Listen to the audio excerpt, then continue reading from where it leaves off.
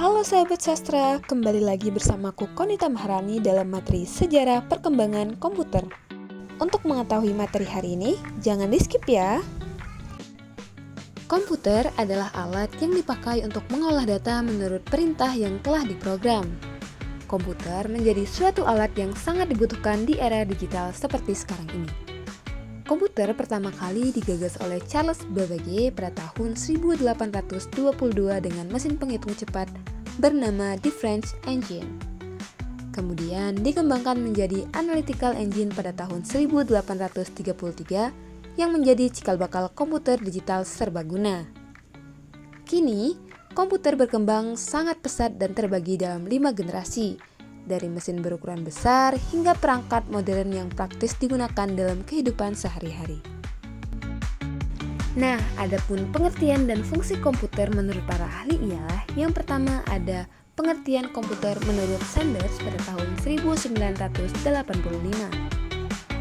Komputer adalah sistem elektronik yang digunakan untuk memanipulasi data yang cepat dan tepat, serta dirancang dan diorganisasikan agar secara otomatis menerima dan menyimpan data input dan menghasilkan output berdasarkan data yang tersimpan.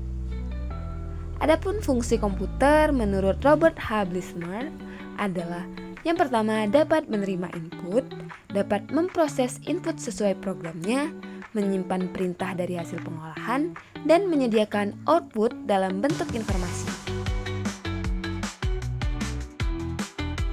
Nah, berikut adalah komputer dari masa ke masa. Yang pertama itu ada komputer generasi pertama pada tahun 1940 sampai 1956, di mana komputer ini menggunakan tabung vakum dan bahasa mesin sebagai program, ukurannya besar, panas, dan boros listrik. Contohnya ada ENIAC dan UNIVAC. Komputer generasi kedua tercipta pada tahun 1956 sampai 1963.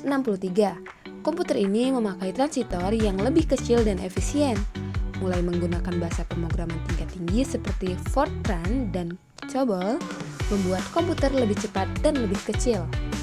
Nah, generasi ketiga ada pada tahun 1964 sampai 1971, di mana komputer ini menggunakan sirkuit terpadu atau IC yang mengecilkan ukuran dan meningkatkan kecepatan. Komputer mulai menggunakan sistem operasi dan mampu multi-programming. Generasi keempat pula ada pada tahun 1971 sampai sekarang, dilandasi mikroprosesor yang memungkinkan komputer pribadi dan laptop berkembang. Ukuran lebih kecil, performa meningkat, serta biaya lebih terjangkau.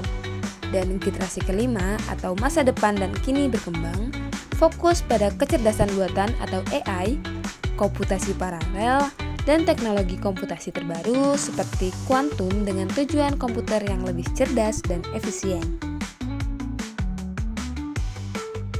Nah teman-teman, berikut adalah komponen pada komputer.